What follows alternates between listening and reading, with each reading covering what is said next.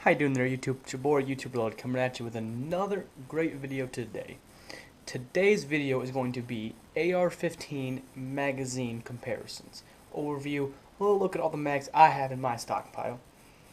I have a decent amount. I have 5 different types of magazines here. 2 of them the same brand, but they are the different types. So I'm going to be working from my left over to the right. So first magazine I'm going to start off with is the classic, the standard AR-15 Milspec magazine right here.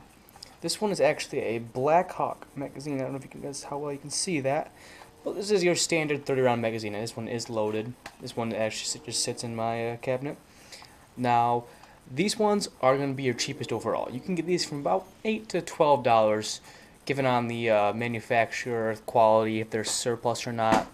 The newer ones do have anti-tilt followers, so that's going to be a good thing right there. While some of the older Milspec ones do not have the anti-tilt followers. So the best way to do that, come up and grab this mag and just push down on the nose up here. You do that and it tilts down, bam, you know you do not have an anti-tilt follower. If it does not tilt down, if it all sides down, you have an anti-tilt follower, and that's the magazine you want. Now these magazines are, honestly, I would say these are the standard. The military still uses them, so obviously they still work. The nice thing about aluminum too is it does get dented or bent. You can easily just go in there and pop it back out and you have a functioning mag. Unlike polymer, where polymer doesn't really bend. If you bend it too much, it'll just break and you're out of magazine. Now they just work. There's a reason the military has kept using them since the adoption of the M16 back in the Vietnam War. It's because they simply work. They're cheap to manufacture, they're sturdy, and they're very reliable as well. Working from the next one, this is a Pmag Gen 3. This is Magpul's latest adaptation of their great Pmag. Now, the Pmag is the magazine that all other polymer mags are measured by. This is the top tier when it comes to magazines. Everyone wants to try and be a Pmag. All Pmags come with a latch cover right there. Now, the purpose of this actually is it's kind of a dust cover, but it's really meant for if you have a loaded magazine like this. You can pop it on top, and it slightly forces down the top rounds, which takes the stress off the feed lips. Now, since it is polymer, if you do leave these fully loaded for extended periods of time, say 6 months to 2 years, it can cause the polymer to crack and bend, causing feeding issues, which is why these are included with it. The main reason is to take the stress off the feed lips so you can leave these stored indefinitely without an issue.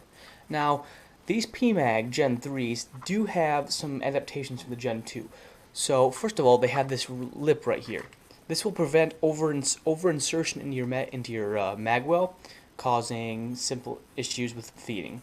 So that's meant for AR-15 right there. Also has some extended latches right here to fit in your magazine latch, and it is a little bulkier and beefier than the Gen 2s.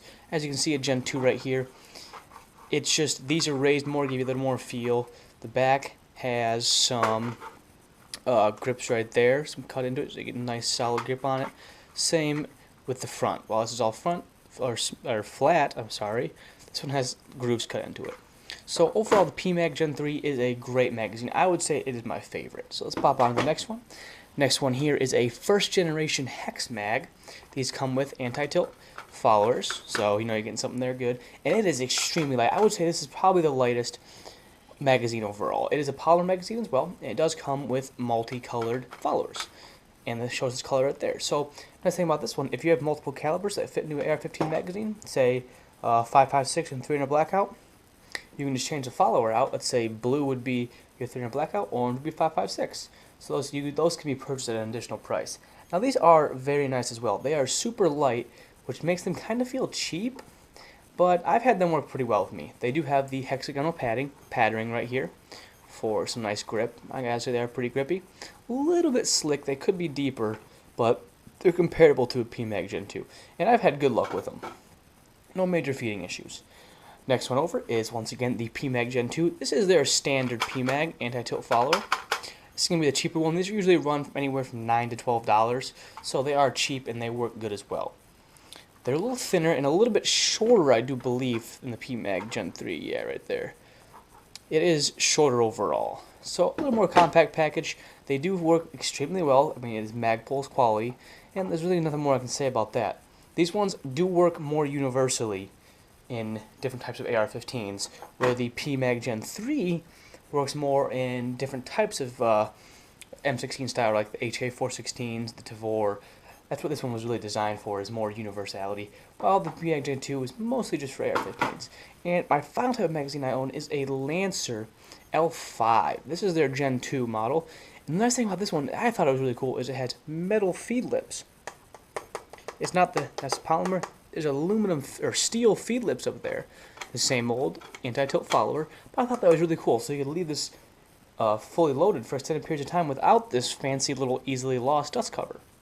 I thought that was pretty cool. So, and plus, I mean, you can drop this and you don't got to worry about it just shattering like a polymer one. And these ones get bent easy. You just rebend them back into shape. And the thing about this one is it's super grippy. It's almost like there's beads here on each side that are super grippy, almost kind of abrasive in how grippy it is. And they are extremely light as well. Obviously, the metal up here adds some weight to it. Disassembly of this mag is a little bit more of a chore because the teeny tab right there, but like any other polymer mag, it's not a big deal.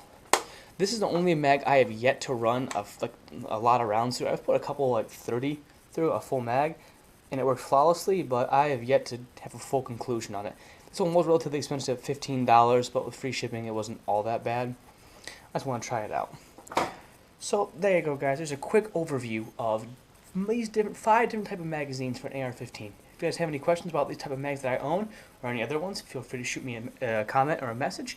I'll answer the best I can. So, as always, YouTube, hope you enjoyed the video and hope you guys have a beautiful freaking day.